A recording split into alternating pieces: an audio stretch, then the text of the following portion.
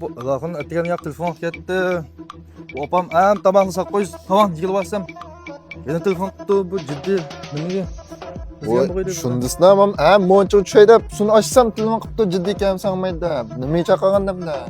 Allah'ın kaçakım yıkattı mez. Özür Allah. Gör sakmayımız mı?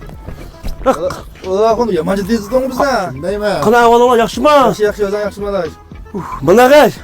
Chaqqan gaqla tez bo'l. O to'xtama gaqvaqachang. Qaranglar, yo'qoqmadga turg'un baq turg'un. Ha, turg'un ha. Ha. Oyyo, oshning ilishim batdi. Bamayotdi. Sizlar qilamdan bilishdan bo'lganki, apram ne deb chaqirishim sizlarni. Nechida qilishing onda? Jam emas, ikkiz ko'y deydi. Osh ko'ydan bir ovozim batdi shu pulni. Pasak gapirni to'yishga chiqara. Shu chiqira. O bu ikkiz ko'y ilishim to'yiz ko'y nima qilmaslar berib. O qiziqmi bular? Ey adash, to'yishga barsang biz ikkimiz oy chiqdan pul ketur. Et qursak tamah yermiz. Aqid birimiz bir oy ishgan pul vermasangmiz. Unmasang mayli, men ishimni qilaveray. Tamam ya, tamam chiqagan. To'xtanglar men. Chiqara. Chiqan bo'l.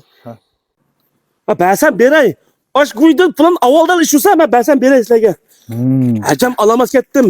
Mana, 400 ko'y pulim batdi mana. Ha, to'yishga ketgan. Mayışga için işaqqan adaş. Mana isak qo'y. Bo'ldi. Ha, mayışga men işaqqan. Ma 200 turg'unni olgan 200 ko'ying. Adaş. Men alaqimdan niyay. Men ishimni qilaveray.